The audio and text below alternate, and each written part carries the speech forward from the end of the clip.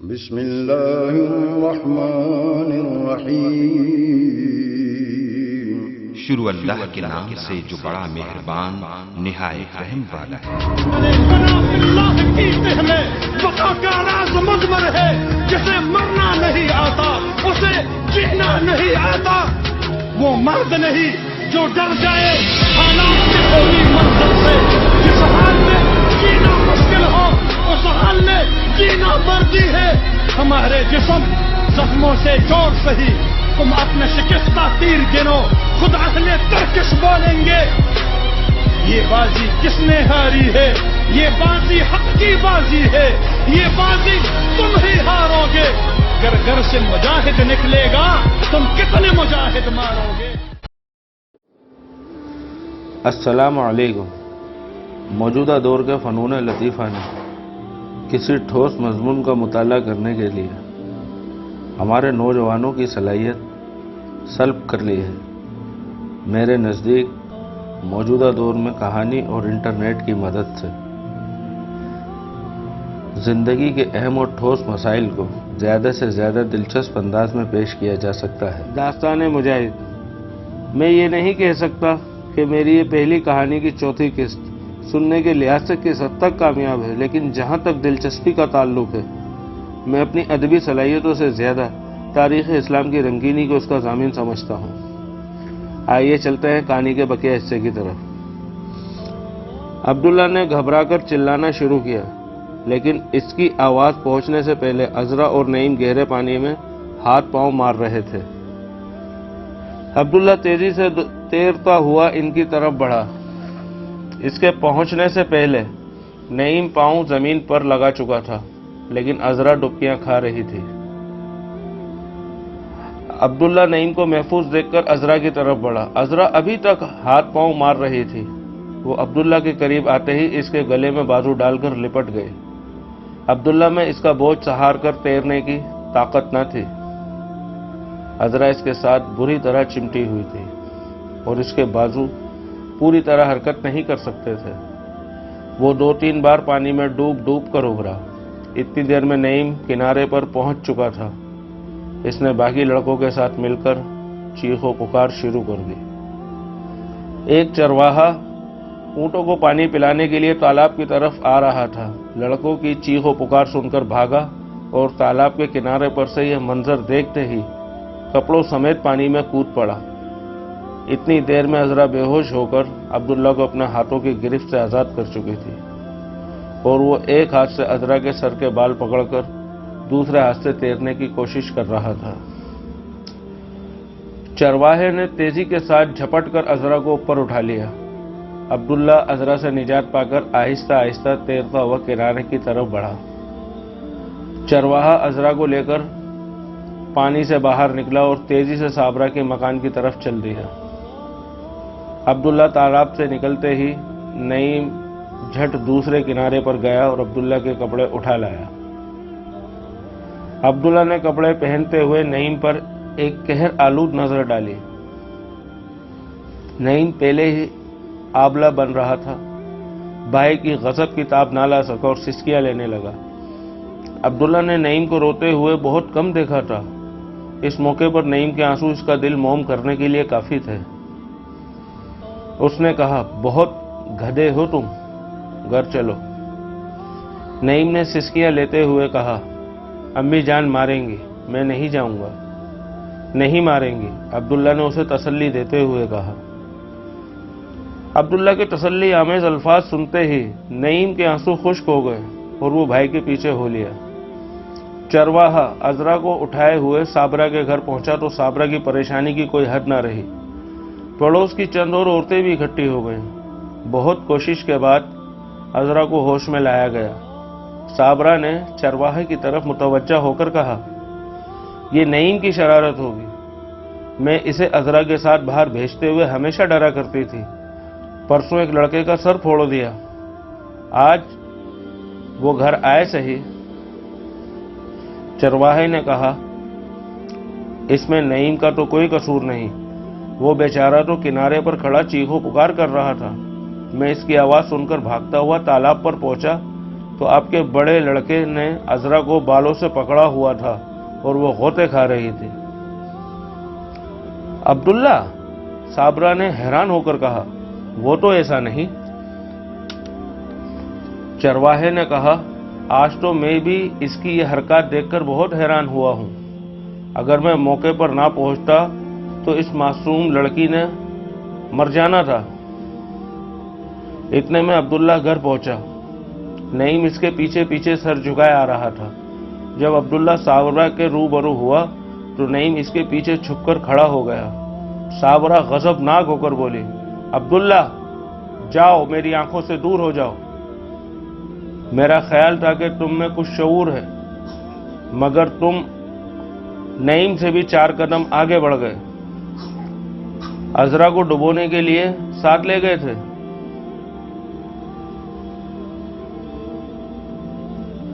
عبداللہ، جو سارا راستہ نعیم کو بچانے کی تجاویز سوچتا آیا تھا، اس غیر متوقع استقبال پر حیران ہوا۔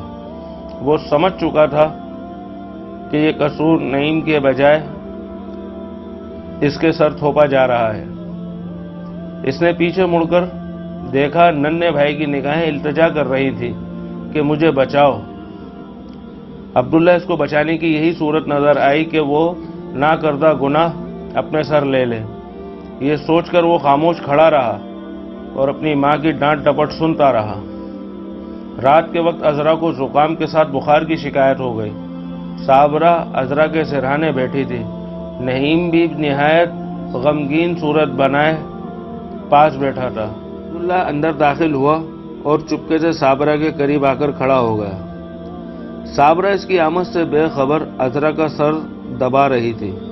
نعیم نے ہاتھ سے عبداللہ کو چلے جانے کا اشارہ کیا اور اپنا مکہ دکھا کر اسے اشاروں میں یہ بتانے کی کوشش کی کہ چلے جاؤ ورنہ خیر نہیں۔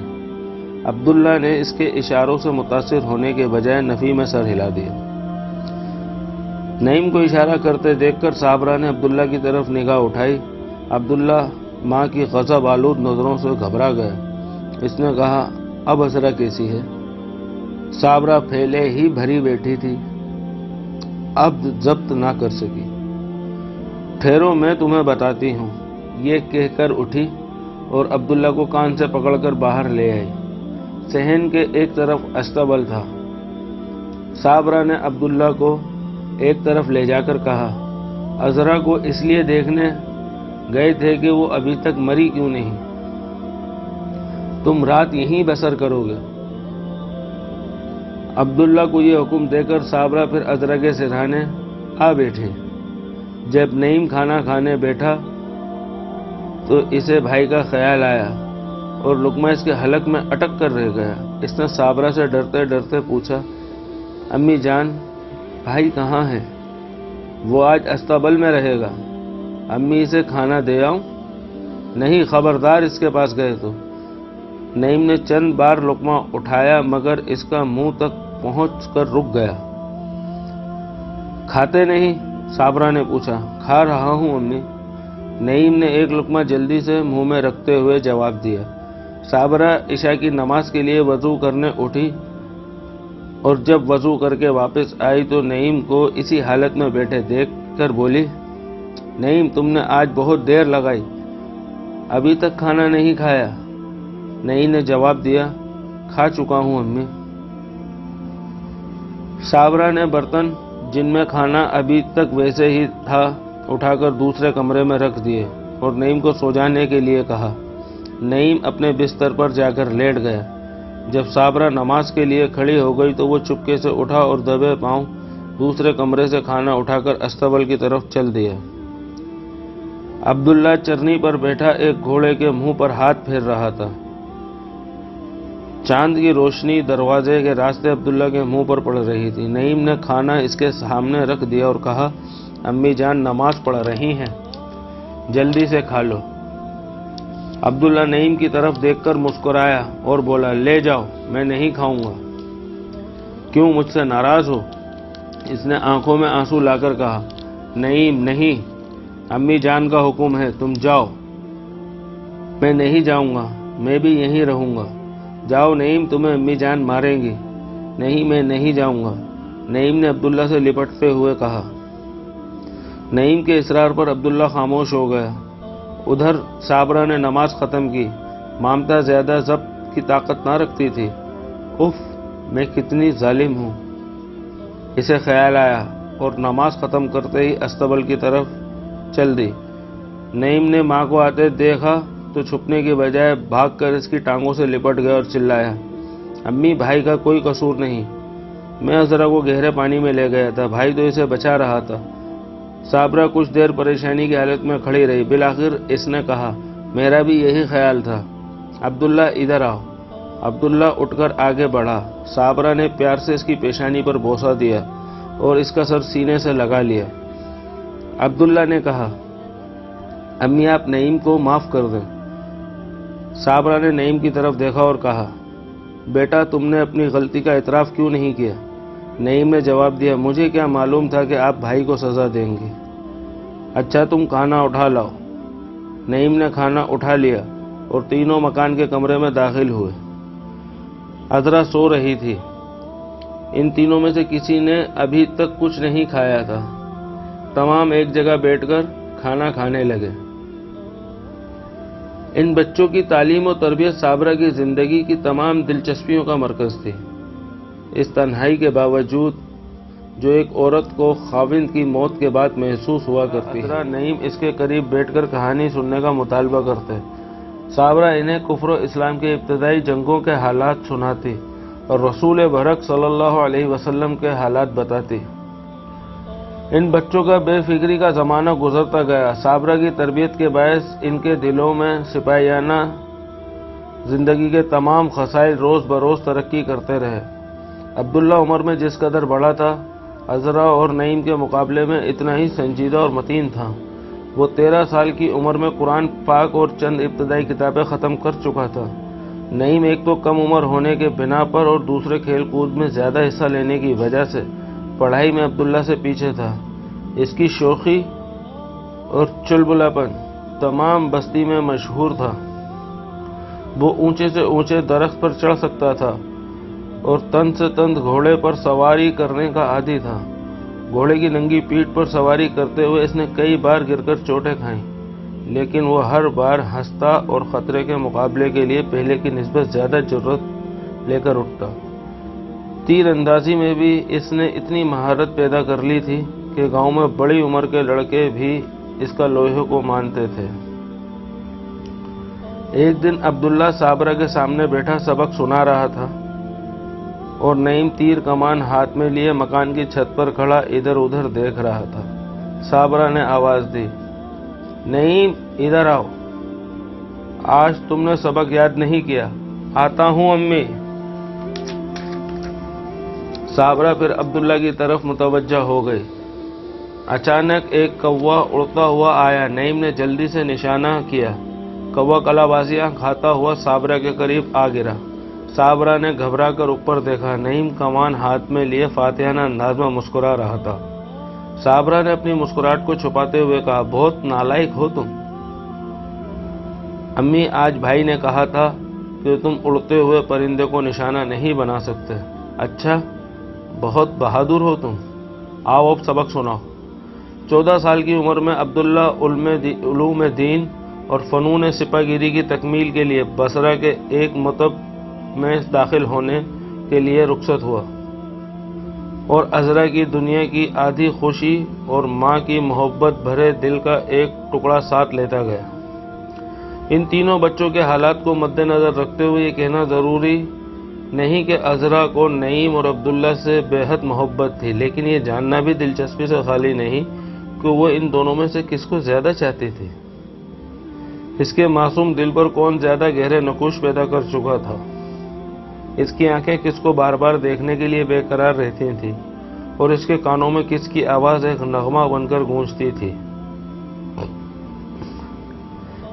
بظاہر خود عذرا بھی اس بات کا فیصلہ نہیں کر سکتی تھی۔ اس کے لیے نعیم اور عبداللہ ایک ہی وجود کے دو مختلف نام تھے اور نعیم کے بغیر عبداللہ اور عبداللہ کے بغیر نعیم کا تصور اس کے لیے ناممکن تھا۔ اس نے اپنے دل میں کبھی ان دونوں کا مقابلہ کرنے کی کوشش نہیں کی تھی۔ ان دونوں کی موجودگی میں بھلا اسے کسی گہری سوچ میں پڑنے کی ضرورت ہی کیا تھی؟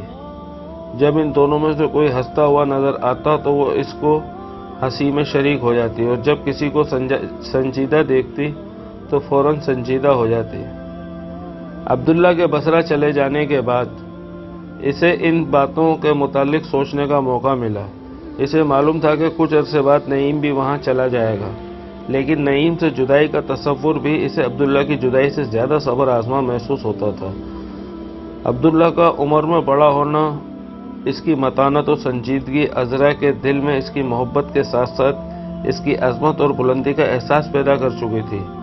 وہ محبت سے زیادہ اس کا احترام کرتی تھی، اسے نعیم کی طرح بھائی جان کہہ کر پکارتی اور اپنے سے عرفہ اور اعلیٰ سمجھتے ہوئے اس کے ساتھ میل جول اور باتوں میں قدر تکلف سے کام لیتی۔ نعیم کی عظمت بھی اس کے دل میں کم نہ تھی، لیکن اس کے ساتھ گہرے لگاؤ نے اسے تکلفات سے بے نیاز کر دیا تھا۔ اس کی دنیا میں عبداللہ کی ایک سورج کی حیثیت رکھتا تھا، جس کی طرف ہم اس کی خوشنمائی کے باوجود آنکھیں اٹھا کر نہیں دیکھ سکتے تھے اور اس کے قریب جانے کا خیال سے گھبراتے ہیں، لیکن نعیم کی ہر بات اسے اپنے منہ سے نکلی ہوئی معلوم ہوتی۔ عبداللہ کے چلے جانے کے بعد نعیم کی عادات میں ایک عجیب تغیر رونما ہوا، شاید اس خیال سے کہ صابرہ عبداللہ کی جدائی بہت زیادہ محسوس نہ کرے، یا اس لیے کہ وہ بھی بصرہ کے مدرسے میں داخل ہونے کے لیے بےتاب تھا۔ بہرحال وہ بچپن کی تمام عادات چھوڑ کر پڑھائی میں دلچسپی لینے لگا۔ اس نے ایک دن صابرہ سے سوال کیا، امی آپ مجھے بصرہ کب بھیجیں گی؟ ماں نے جواب دیا، بیٹا جب تم اپنی ابتدائی تعلیم ختم نہیں کر لیتے میں تمہیں وہاں بھیج کر لوگوں سے یہ کہلوانا پسند نہیں کرتی کہ عبداللہ کا بھائی بے علم ہے، گھوڑے پر چڑھنے اور تیر چلانے کے سوا کچھ نہیں جانتا۔ ماں کے الفاظ نعیم کے حساس دل میں نشتر کی طرح چبھے۔ اس نے آنسو ضبط کرتے ہوئے کہا، امی مجھے کوئی جاہل کہنے کی ضرورت نہیں کرے گا، میں تمام کتابیں اسی سال ختم کر لوں گا۔ صابرہ نے پیار سے نعیم کے سر پر ہاتھ رکھتے ہوئے کہا، بیٹا تمہارے لیے کوئی کام مشکل نہیں، مصیبت یہ ہے کہ تم کچھ کرتے نہیں۔ ضرور کروں گا امی، اب آپ کو مجھ سے یہ شکایت نہ رہے گی۔ ماہ رمضان کی چھٹیوں میں عبداللہ گھر آیا۔ وہ سپاہیانہ لباس پہنے ہوئے تھا۔ بستی کے لڑکے اسے دیکھ کر حیران ہو رہے تھے۔ نعیم اسے دیکھ کر خوشی سے پھولے نہ سماتا اور عذرا اس سے دور سے دیکھ کر شرما جاتی اور صابرہ بار بار اس کی پیشانی چومتی۔ نعیم نے عبداللہ سے مدرسے کے متعلق بہت سے سوالات کیے۔ عبداللہ نے اسے بتایا کہ وہاں پڑھائی کے علاوہ زیادہ وقت فنون جنگ کی تحصیل میں صرف ہوتا ہے۔ نیزہ بازی، تیغ زنی، تیر اندازی سکھائی جاتی ہے۔ تیر اندازی کے متعلق سن کر نعیم کا دل خوشی سے اچھلنے لگا۔ بھائی جان مجھے بھی ساتھ لے چلو، اس نے ملتجی ہو کر کہا۔ تم ابھی بہت چھوٹے ہو، وہاں تمام لڑکے تم سے بہت بڑے ہیں، تمہیں کچھ مدت صبر کرنا پڑے گا۔ نعیم نے کچھ دیر خاموش رہنے کے بعد سوال کیا، بھائی جان مدرسے میں آپ سب لڑکوں پر سبقت لے آتے ہوں گے؟ عبداللہ نے جواب دیا، نہیں، بصرہ کا ایک لڑکا میرا مد مقابل ہے، اس کا نام محمد بن قاسم ہے۔ وہ تیر اندازی اور نیزے بازی میں تمام مدرسے کے لڑکوں سے اچھا ہے۔ تیغ زنی میں ہم دونوں برابر ہیں۔ میں اس سے کبھی کبھار تمہارا ذکر کیا کرتا ہوں، وہ تمہاری باتیں سن کر بہت ہنستا رہتا ہے۔ نعیم نے تیور چڑھا کر کہا، میں اسے جا کر بتاؤں گا کہ میں ایسا نہیں ہوں کہ لوگ مجھ پر ہنسا کریں۔ عبداللہ نے نعیم کو برگشتہ دیکھ کر گلے لگا لیا اور اسے خوش کرنے کی کوشش کی۔ رات کے وقت عبداللہ لباس تبدیل کر کے سو گیا۔ نعیم اس کے قریب بستر پر پڑا کافی دیر جاگتا رہا۔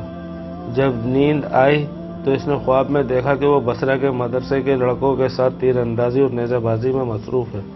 وہ علی اس صبح سب سے پہلے اٹھا، جلدی عبداللہ کی وردی پہنی اور عذرا کو آ کے جگا دیا۔ عذرا دیکھو مجھے یہ لباس کیسا لگتا ہے؟ عذرا اٹھ کر بیٹھ گئی نعیم کو سر سے پاؤں تک دیکھا، مسکرا کر بولی، تم اس لباس میں بہت بھلے معلوم ہوتے ہو۔ عذرا میں بھی وہاں جاؤں گا اور وہاں سے یہ لباس پہن کر آؤں گا۔ عذرا کے چہرے پر اداسی چھا گئی۔ تم وہاں کب جاؤ گے؟ اس نے سوال کیا۔ عذرا، میں امی جان سے بہت جلد اجازت لے لوں گا۔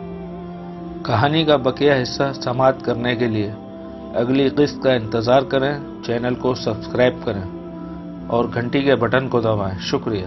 اللہ حافظ۔